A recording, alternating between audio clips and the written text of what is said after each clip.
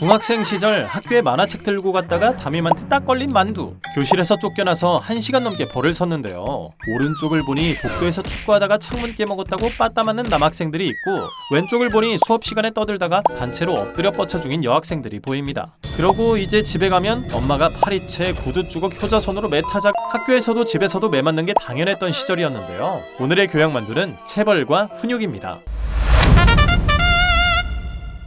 체벌은 전 세계 어디에서나 가장 효과적으로 사용하던 훈육 방식이었습니다. 일반 평민들은 말할 것도 없고 왕족이나 귀족들도 애를 열심히 때리면서 키웠는데요. 웹툰 보면 부모한테 학대당하는 불쌍한 여주 많이 나오던데 진짜 찐으로 이랬음. 그중 유럽에서 유독 체벌로 유명했던 나라가 있습니다. 바로 영국. 과거 영국인들은 체벌의 권위자, 체벌 마스터, 체벌 아리스트라고 할 수 있을 만큼 체벌을 좋아했습니다. 오죽하면 프랑스에서 체벌은 영국식 악습이다 라고 디스할 정도였다는데요. 왕자와 매맞는 아이, 왕자와 거지 같은 영국 동화를 보면 휘핑보이가 등장합니다. 왕자가 금쪽이 짓을 하면 대신 체벌을 받는 태동을 의미하는데요. 신분 낮은 것도 억울한데 매도 맞아야 하다니. 참고로 현재 영국의 국왕인 찰스 3세는 태동을 두지 않고 본인이 직접 매를 맞은 최초의 왕자라고 하죠. 19세기에서 20세기 영국의 상류층 기숙학교에서는 아예 체벌실을 만들어 놓고 학생들을 두들겨 팼습니다. 태실은 교실과 교무실 사이에 위치한 별도의 방으로 교장이 직접 학생들에게 매를 들었죠. 쉽게 때리기 위해 기댈 수 있는 계단 모양의 전용 블럭도 구비해 두었고요. 대충 길다란 물건 잡히는 대로 들고 때리는 게 아니라 때리는 도구도 굉장히 체계적이고 다양했습니다. 이 중 대표적인 도구 3개를 꼽자면 패들, 케인, 자작나무 회초리입니다. 곤장 축소판 같기도 하고 도마 같기도 한 패들, 여기엔 구멍이 뚫려 있는데 바람의 저항을 줄여서 더 효과적으로 때릴 수 있도록 고안한 거고요. 빗자루 모양의 자작나무 회초리도 한 번에 여러 대 때리는 효과를 내기 위한 아이디어 상품입니다. 케인은 신축성이 엄청 좋아서 채찍을 휘두르는 정도의 딜을 내는 아이템이죠. 이것들을 학교 매점에서 공식적으로 판매했을 정도로 체벌은 영국 사립학교 문화의 일부였습니다.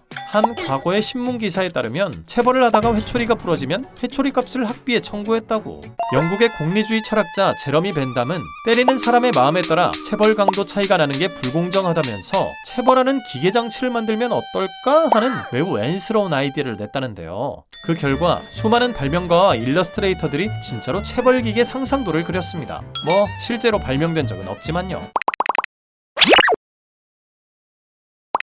당연히 체벌을 유럽에서만 하진 않았겠죠. 우리나라도 만만치 않았습니다. 조선 중기 문인이었던 이문건이 16년간 손자를 양육하는 과정을 기록한 양아록을 보면 진짜 호되게 매질을 하면서 교육을 시켰다는 걸 알 수 있는데요. 1566년 4월 4일 손자 숙길이가 공부를 하도 안 해서 내가 직접 가르쳤다. 근데 이놈이 말을 안 듣고 고집 부리고 성질을 냈다. 다음날 너무 화가 나서 손자를 엎드려 뻗쳐시키고 말채찍 손잡이로 엉덩이랑 종아리를 30대 때렸다. 4월 10일 손자에게 왜 공부를 안 하냐고 물었지만 이제 엎드려서 대꾸도 않는다. 화가 나서 대나무로 만든 화살대로 등과 엉덩이를 때렸다. 4월 19일 여전히 말을 안 들어서 지팡이로 종아리를 사정없이 쳤다.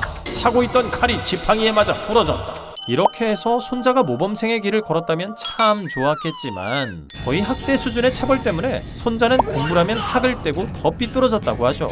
가정뿐만 아니라 학교에서도 체벌은 만연했습니다. 회초리로 종아리를 때리는 행위를 초달 혹은 달초라고 불렀는데요. 부모들은 처음 서당에 애를 맡길 때 회초리를 한 묶음 들려보냈고 애가 별로 안 맞으면 오히려 스승을 찾아가 왜 초달 안 해주냐고 섭섭해했다고 하죠. 심지어 대학생들도 맞았습니다. 성균관 학칙을 보면 암기시험 합격 못해도 때리고 졸거나 산만해도 때리고 복습 안 해도 때리고 게임해도 때리고 낚시하고 사냥단에도 때렸습니다. 과거에 급제할 정도로 뛰어난 문장을 30절초 혹은 50절초의 문장이라고 하는데 30자루, 50자루의 회초리가 꺾이는 초달을 겪고서 얻은 글이라는 뜻이죠. 사실 아동학대라는 개념은 20세기 중반부터 등장했고 역사가 100년도 채 안 됐습니다. 그 전까진 아이들은 부모의 소유물이며 당연히 부모에게 복종해야 하는 존재로 여겨졌죠. 교육을 목적으로 혼내고 때리고 가두는 것도 사회적으로 용인되었고 설령 그 과정에서 자식이 죽더라도 가벼운 처벌을 받거나 아예 무죄인 경우도 많았습니다. 그러다가 학교와 가정 모두에서 아동체벌을 금지한 최초의 나라는 1979년 스웨덴. 현재 2025년을 기준으로 약 70개의 국가가 체벌을 금지하고 있습니다. 그 중에는 대한민국도 포함되어 있죠. 근데 나는 어제도 엄마한테 등짝 성적 스매싱. 우리나라에서 학교 내 체벌이 법적으로 금지된 시기는 2011년이었습니다.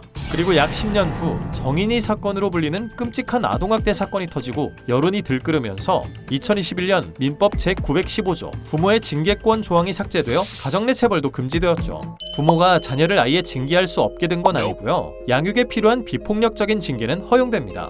하지만 가정체벌이 금지되고 2년 후 실시한 설문조사에 따르면 10명 중 7명이 징계권이 삭제되었다는 사실을 여전히 모르고 있었고 성인의 64.1%가 자녀의 훈육을 위해서 체벌이 가능하다고 답했죠.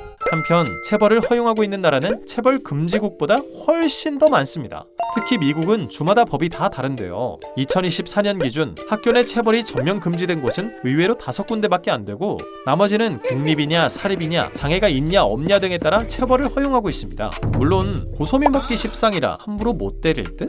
체벌에 대한 기억은 모두들 다를 것 같습니다. 진짜 사랑의 매로 정신 차리고 인생 똑바로 살게 된 분들도 있을 거고요. 폭력에 가까운 체벌로 분노와 증오심만 남은 분들도 있겠죠. 어릴 때 맞고 자라서 내 아이만큼은 절대 때리지 않겠다고 다짐한 분도 있을 거고 도무지 말을 들어먹지 않는 아이를 확 쥐어받고 싶은 분도 있을 것 같습니다.